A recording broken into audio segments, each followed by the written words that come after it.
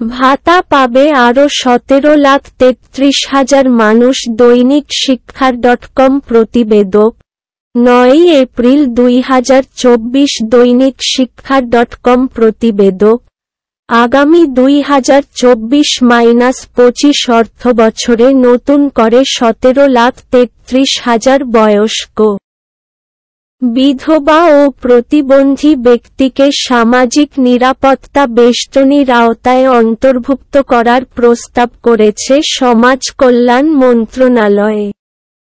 এই 3 খাতে সরকারের ব্যয় বাড়বে 1315 কোটি 9 লাখ টাকা।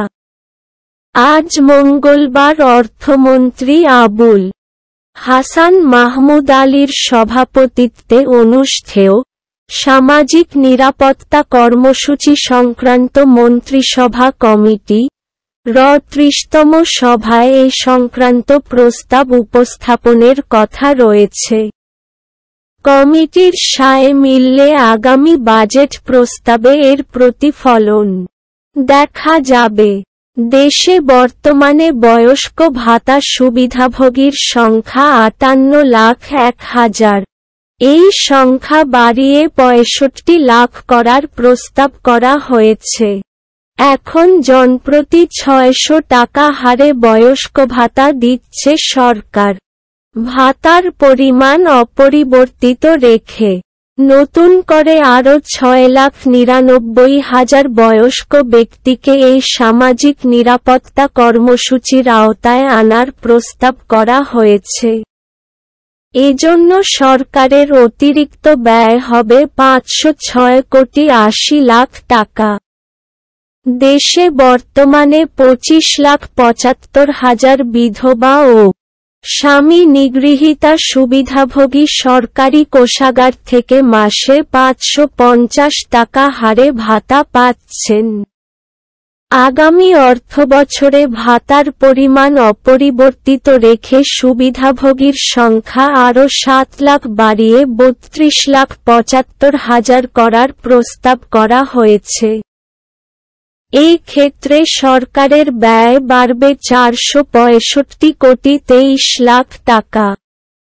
দেশে বর্তমানে 29 লাখ প্রতিবন্ধী ব্যক্তি সরকারি ভাতা পাচ্ছেন। মাসে 850 টাকা হারে ভাতা দিতে সরকারের বাজেট বরাদ্দ রয়েছে 2,978 কোটি 71 লাখ টাকা। ভাতার পরিমাণ অপরিবর্তিত রেখে এই খাতে সুবিধাভোগীর সংখ্যা আরও 3,34,000 বাড়ানোর প্রস্তাব করেছে সমাজ কল্যাণ মন্ত্রণালয়। এটি কার্যকর হলে সারা দেশের 32,34,000 প্রতিবন্ধী ব্যক্তিকে ভাতা দিতে সরকারের বছরে ব্যয় হবে 3,321 কোটি 77 লাখ টাকা। অর্থাৎ সরকারের ব্যয় বাড়বে আরও 343 কোটি 6 লাখ টাকা। 1 লাখ প্রতিবন্ধী শিক্ষার্থী বর্তমানে প্রতি মাসে উপবৃত্তি পায়। এর মধ্যে প্রাথমিক স্তরের 62,000 প্রতিবন্ধী শিক্ষার্থীরা মাসে 900 টাকা করে। মাধ্যমিক স্তরে 26,000 শিক্ষার্থী 950 টাকা করে। উচ্চ মাধ্যমিকে 8,000 জন 950 টাকা করে এবং উচ্চতর পর্যায়ের 4,000 শিক্ষার্থী মাসে 1,300 টাকা হারে বৃত্তি পায়। এতে সরকারের ব্যয় হয় 112 কোটি 74 লাখ টাকা।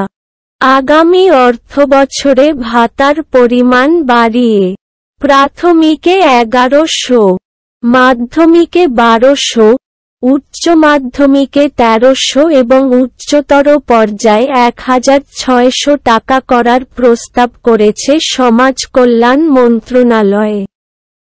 এতে সরকারের অতিরিক্ত ব্যয় হবে 139 কোটি 96 লাখ টাকা।